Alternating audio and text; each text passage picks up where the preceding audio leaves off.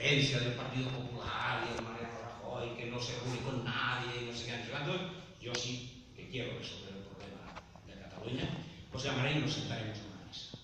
Y oye, ya os adelanto que os pondré encima de la mesa el estatut del 2006. Es va fer un silenci i clar, aquí en Joan ja no sabia bé com reaccionar. Jo, que anava de sèrio tots tres, doncs tampoc no sabia molt què dir, però el Gabriel confiant bastant. Perquè li diu, oye Pedro, esto es novedoso, ¿eh? Está reuniendo el servido para. Pero ¿de qué estatuto estás hablando? Del que aprobó el 83,4% de los diputados del Parlamento de Cataluña, entre ellos tus diputados, los del PSC. ¿O estás hablando del estatuto que salió aprobado del Congreso de los Diputados de Madrid meses después y que ese banista que teníais en nómina, refirió al ribot de Alfonso Guerra, que ese banista se cepilló? Pedro Sánchez Almiré dijo, hombre, no, estamos hablando de este último. Yo os ofreceré el estatuto del 2006 salido del Congreso de los Diputados.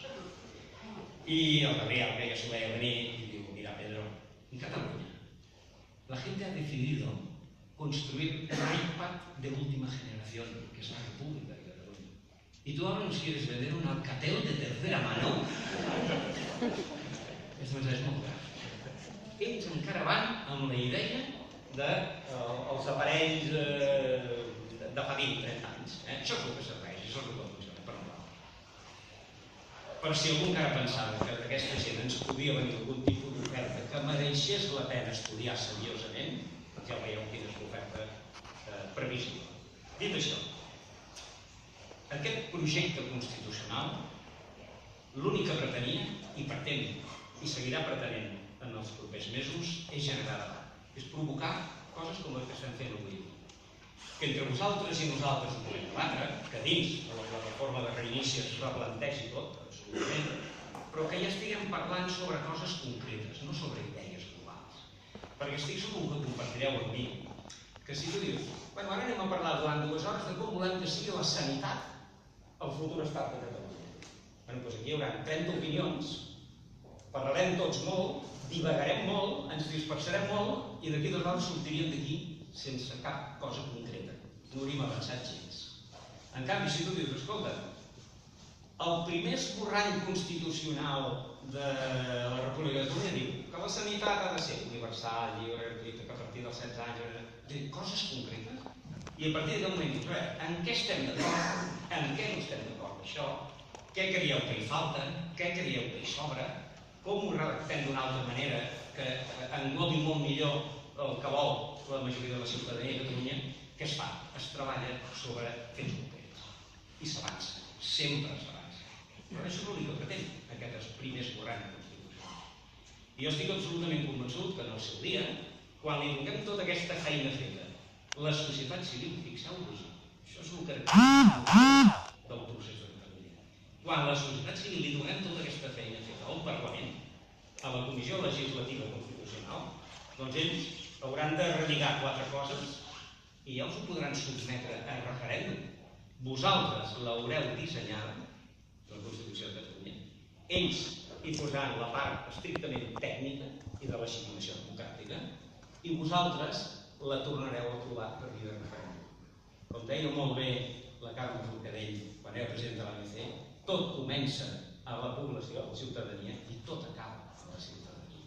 I així és com ha de ser una democràcia. I quins són aquests 10 puntals? I dedico ni 30 segons a cada un d'ells, per tant menys dels 5 minuts que m'he.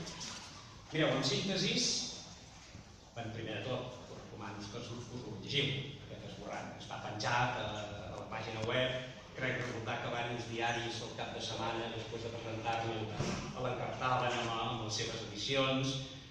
Només heu d'anar a internet i poseu esborrany constitucional de Catalunya i el teniu allà, i el podeu llegir perfectament. En síntesi, us proposem que, evidentment, el nou estat de Catalunya sigui una república, no una monarquia, i permeteu-me que aquí dediqui, perquè també és una anècdota, però també té el seu què, que aquí dediqui 10 segons a explicar el següent. Quan hem llegit això a Madrid, algun alt càrrec del poder legislatiu, el que he tingut la sort de conèixer en aquests mesos, m'ha trucat i m'ha dit el següent.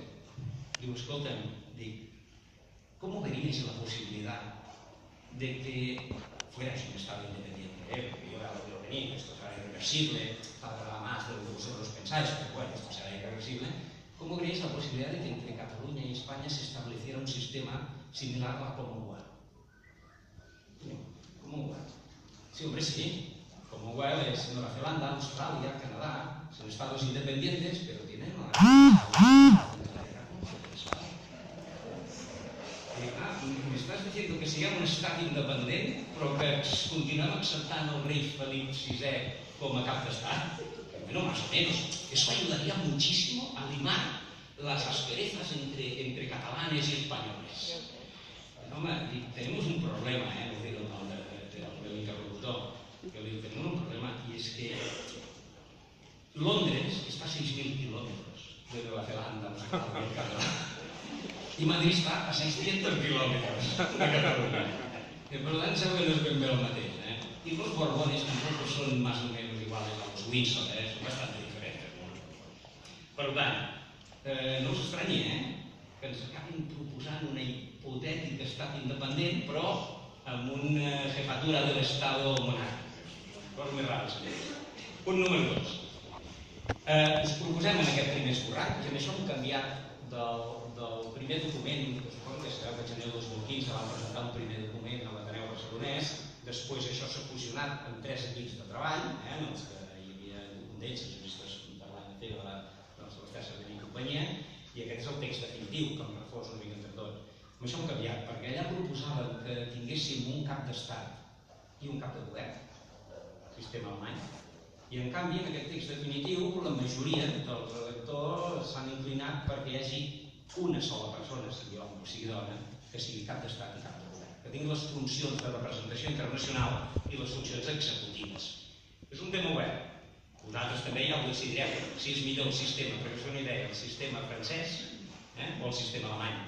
Si preferiu el sistema presidencialista dels Estats Units o preferiu un altre més mediterrani, com el d'Itàlia. Punt número 3. En el poder legislatiu, perdó, en la funció legislativa, perquè desapareix la paraula poder, es porta molts mals records, això de poder. En la funció legislativa, una de les coses que haureu de decidir és si voleu que hi hagi sistemes de correcció dels resultats de les eleccions, de manera que cap partit polític pugui tenir la majoria parlamentària, la majoria absoluta